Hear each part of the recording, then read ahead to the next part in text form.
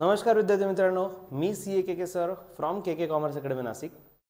विद्यार्थी मित्रांनो, सध्या जे महावितरणची परीक्षा झाली होती, महावितरण ज्युनियर अकाउंट असिस्टंट 2023 मध्ये नोटिफिकेशन आलं.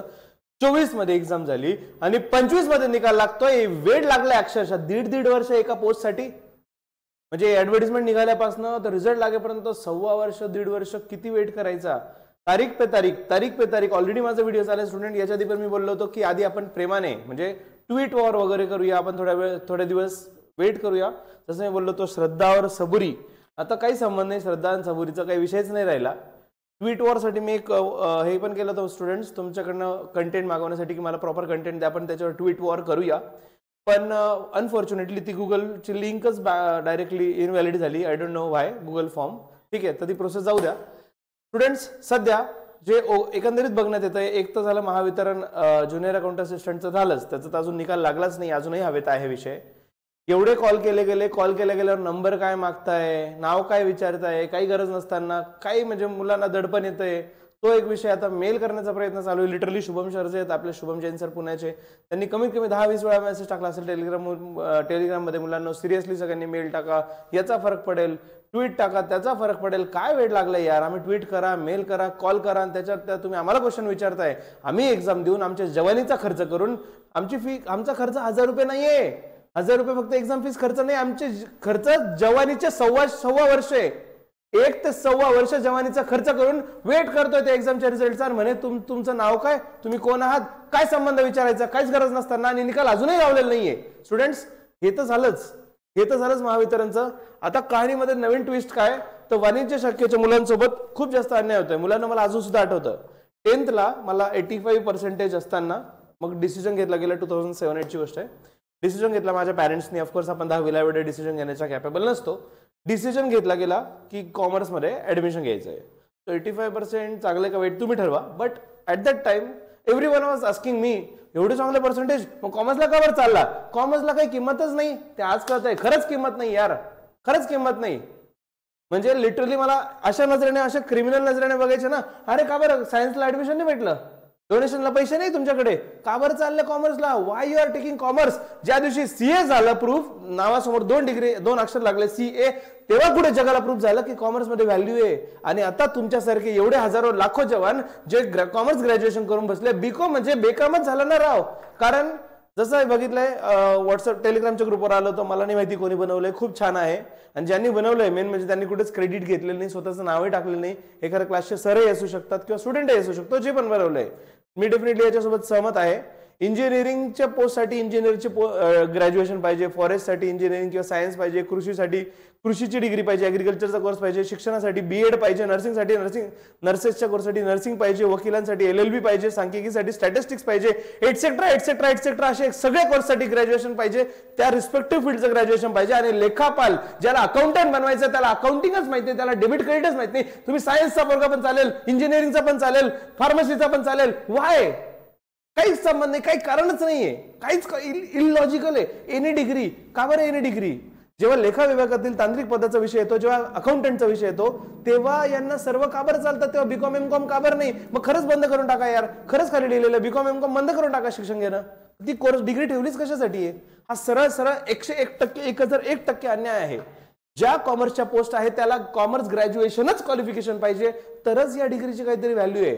100% याच्यासाठी लढूया. आणि मला वाटतं हे प्रेमाने लढल्याच्या लायकीचे नाहीये. आणि आता डिसिजन होत चाललंय. म्हणजे लिटरली महावितरणचा तुम्ही बघितलं की 15 दिवस आधी सिलेबस बदलला, एक्झामच्या 15 दिवस आधी सिलेबस बदलला. आणि त्याच्यानंतर मी लगेच फाईट करायचं पण ठरवलं. मुलांना बोललो, म्हटलं आपण याच्यावर लढूया. तर मुलांच्या अक्षरशः कमेंट आले, सर जाऊ द्या, लढण्याच्या नादात ही पोस्टही देईल आमची, काय काय ना कोणी काय ना, आम्ही नाही तर दुसरा पास झाला तरी चालेल, होऊ द्या एक्झाम तरी होऊ द्या, नाही तर एक्झामही होणार नाही. तेच वर्षानुवर्ष लटकेल. पोरांनो, हे किती दिवस चालू द्यायचं यार, लढायचं नाही, हे पण चुकीचं आहे. स्टुडंट्स, मी 100% ठरवलं याच्यावर ऍक्शन घेण्याचं. आता कशी ऍक्शन घ्यायची त्याच्यासाठी तुम्ही सर्वांनी मला सजेशन द्या. गुगल फॉर्मची लिंक दिलेली आहे. आणि स्टुडंट्स, ज्या परीक्षेची म्हणजे प्रॉपर एक गुगल फॉर्म मध्ये फक्त नाव, नंबर आणि मला तुमच्याकडनं इनपुट काय पाहिजे आहे की एक्झॅक्टली कोणत्या टॉपिक विषयी कसं लढावं, तुमचं फक्त सजेशन पाहिजे. 100% मी लढण्यासाठी तयार आहे. जसं तुम्ही बघितलं असेल, साम दाम दंड भेद, जी भाषा समजते त्या भाषेत समजू, आम्हाला आमचं काम करून पाहिजे. महावितरणचा निकाल लागेल, अख्खं लिस्ट आली पाहिजे समोर. 100% मुलांचा निकाल समोर आला पाहिजे, नॉर्मलायझेशन सहित पूर्ण लिस्ट डिक्लेअर झाली पाहिजे, झालीच पाहिजे. ही मागणी आहेच आणि ती झालीच पाहिजे, सोडायचंच नाही. यावेळेस मोर्चा करायचा आहे, डेफिनेटली आय एम देअर. पुण्यात जायचंय, मुंबईला जायचंय, इव्हन एमपीज एमएलएस कडे जायचं, आमदार खासदारांकडे जाऊन त्यांना रिक्वेस्ट करायची आहे, विधानसभेत जायचं. I am there for you students. मी एव्हरी ठिकाणी यायला रेडी आहे, तुमच्यासाठी टाइम द्यायला रेडी आहे. जेव्हा तुम्ही फीस देत असता तेव्हा मी तुम्हाला वेळ देतोय. 100% आज तुम्हाला माझी गरज आहे, मी वेळ देणार, 101% वेळ देणार. फक्त मला तुमची साथ पाहिजे मुलांना, तुमची साथ पाहिजे. फक्त युट्यूबचे कमेंट बॉक्स बघून साथ नकोय मला, कमेंट बॉक्स नाही, फक्त गुगल फॉर्म फिलअप करून मला ऍक्च्युअली तुमच्याकडनं इनपुट द्या की आपण काय केलं पाहिजे, कुठे लढलं पाहिजे. मी फक्त तुमच्याकडनं सजेशन घेतोय, मेजॉरिटी स्टुडंटचं म्हणणं ऐकून घेतोय आणि त्याच्यानंतर डेफिनेटली मी सांगेल एक्झॅक्टली की फायनल आपण काय केलं पाहिजे आणि डेफिनेटली आपण लढूया. 101% लढूया. माझ्याकडे काही नाहीच आहे गमवायसारखं, काही नाहीच आहे गमवायसारखं. I am not any government officer की माझ्या विरुद्ध काही होईल आणि काहीच नाहीये. मी एक साधा सुद्धा एक जस्ट कोचिंग कॉमर्स अकॅडमीचा मालक आहे.